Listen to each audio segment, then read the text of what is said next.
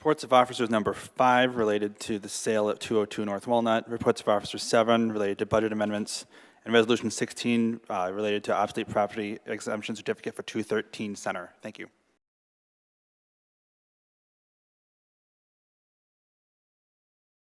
Tonight there are multiple things that I want to bring up during this basic public input session. Starts with the sale of property at 800 East Ohio Street. The last meeting, there was the sale of property at 101 Salzburg. It was along the river to an adjoining business. Very similar situation, except for 101 Salzburg has waterfront property. That section on Salzburg was only sold for $5,000. This lot in Ohio is going for $21,750. I don't know why there's such a discrepancy, and there's no explanation that I could find between the two to corroborate that. So that seems grossly inflated. Second, in the budget amendments that I pulled, the third one, which mentioned fund balance 296 for Brownfield, was to cover something called RETTI to SSP. That has no explanation in the packet, in the budget packet, or in a cursory Google search. What is RETTI SSP, and why is it worth $750,000? Another issue I've pulled is the extension of the obsolete property rehab exemption certificate at 213 Center, something that I've done for multiples of these. I am of the personal belief that if a business is successful after the first exemption, they should no longer have an obsolete property. There are over 20 luxury apartments in that building, and based off an online estimate tool, that apartment charges at least $2,000 a month per unit. They don't list the prices online, and I don't need smoke blown at me and sales mumbo jumbo by calling them directly.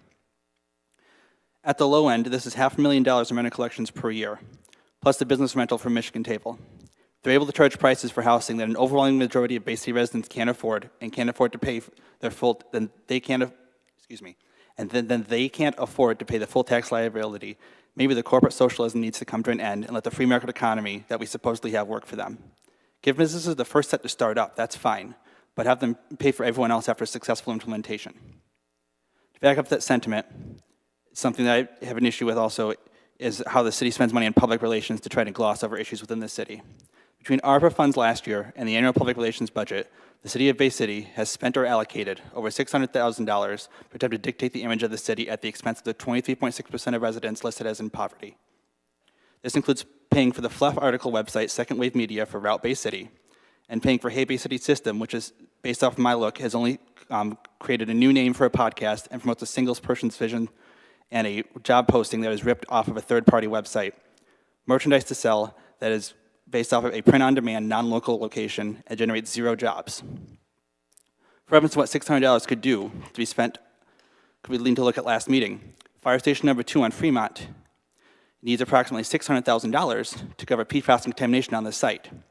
The site has caused actual harm to citizens of Bay City, including me, and those who have worked there over the years. But instead, we try to blow smoke about how we're supposedly doing instead of fixing critical problems within our community. Changing an image does not change reality. Finally, I do want to thank my commissioner for finally speaking against the hypocrisy of United Bridge Partners.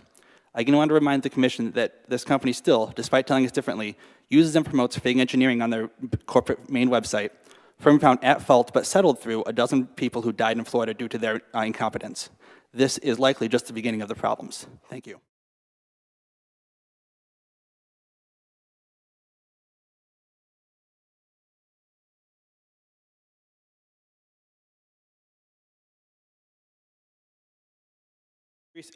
For this one, I believe that free speech is supposed to be a right, not a privilege when dealing with governments. Problem is, a lot of people don't understand the interactions between individuals and the government, and individuals and non-government entities are not the same.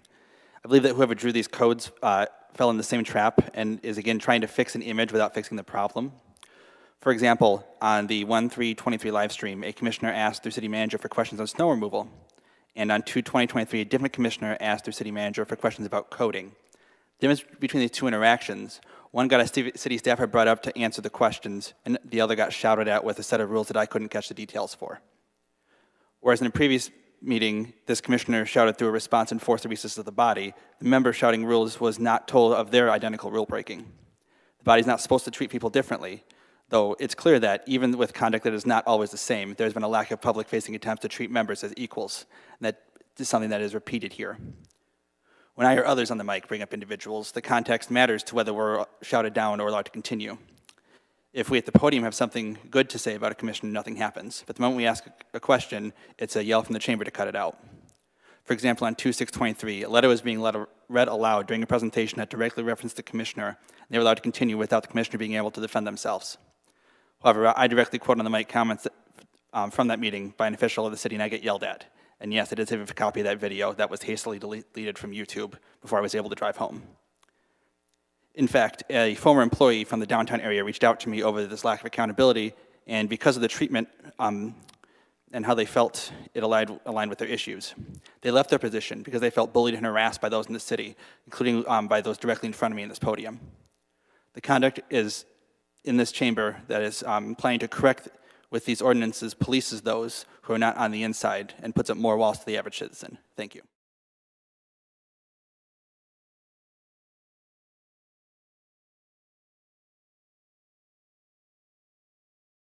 Finally, tonight, I bring forward issues with language for these that obviously not caring about for interpretation. Linking punishment to those who persist in going against whatever a named official claims is disturbing in the vagueness and what I believe is laziness in writing. How many institutes is considered persisting to constitute a criminal offense? There is no correct answer because it is in the commission's rules. But you would answer certain people if the context does fit a mood with questions regarding the podium. Again, prove that this whole thing is a half-baked idea to deal with an individual who has gotten power correctly through the system and is still learning how the system works.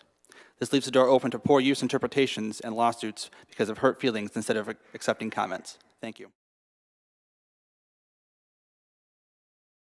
Please call the next item on the agenda. Special Order Number 3, City Manager recommending ordinance amendment to the Code of Ordinances, Chapter 2, Administration, Article 2, Commission, Section 226, Rules of Commission, Rules 17 and 18, regarding disorderly conduct and information requests. Recommendation approve. Sorry, thank you. Is there a motion? Commissioner Clements? Move to approve. Thank you. Is there a second? Commissioner Brenner? Second. Thank you.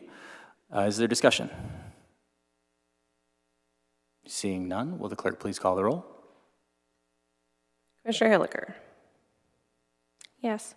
Gerard? Yes. Nizvetsky? Yes. Clements? Yes. Morris? Yes. Dockett? Yes. Rivet? Yes. Bernie? Yes. Brunner? Yes. 9 yes. The motion is adopted. Will the clerk please call the next item on the agenda? Special Order Number 4, City Manager recommending ordinance amendment to the Code of Ordinances, Chapter 2, Administration, Article 2, Commission, Section 228, regarding disorderly conduct at City Commission meetings. Recommendation approve. Thank you. Is there a motion? Commissioner Brunner? Move to approve. Thank you. Is there a second? Commissioner Morris? Second. Thank you. Is there discussion? Commissioner Rivet? Thank you, Mr. President. I'll be voting no. I'm uninterested in criminalizing discourse. Thank you. Thank you. Is there any other discussion? Seeing none, will the clerk please call the roll? Commissioner Gerard? Yes. Nizvetsky? Yes. Clements? No. Morris? No.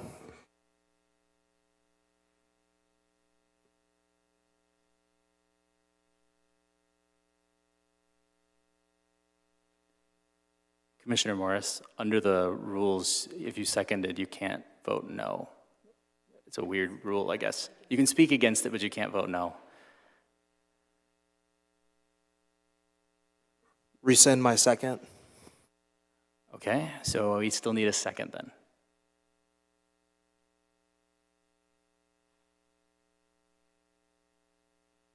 Commissioner Gerard? Second. Okay. Do we want to have discussion again, or do we want to vote? Is there any opposition to just voting? Okay, so we Do you can. want me to recall the votes? Start over? Okay. So, Commissioner Gerard? You know, quick point of order. Can we clarify what this one was again? I'm sorry. My iPad isn't specifically what rule change it does do, just so. So if the manager wants to pull this one up, because this one is yeah, that's fine.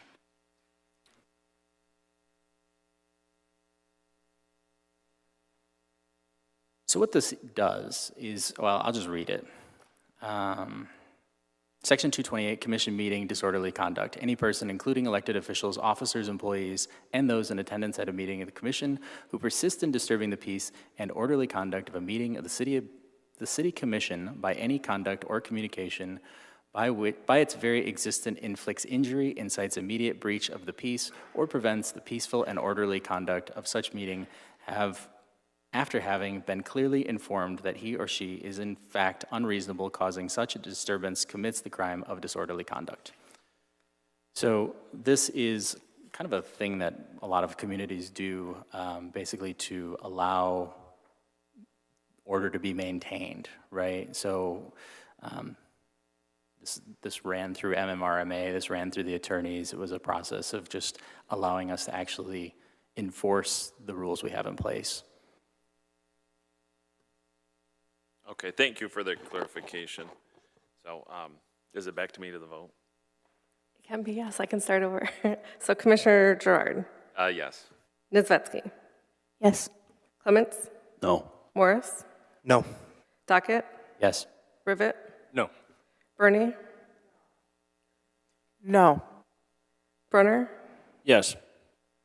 Hilliker.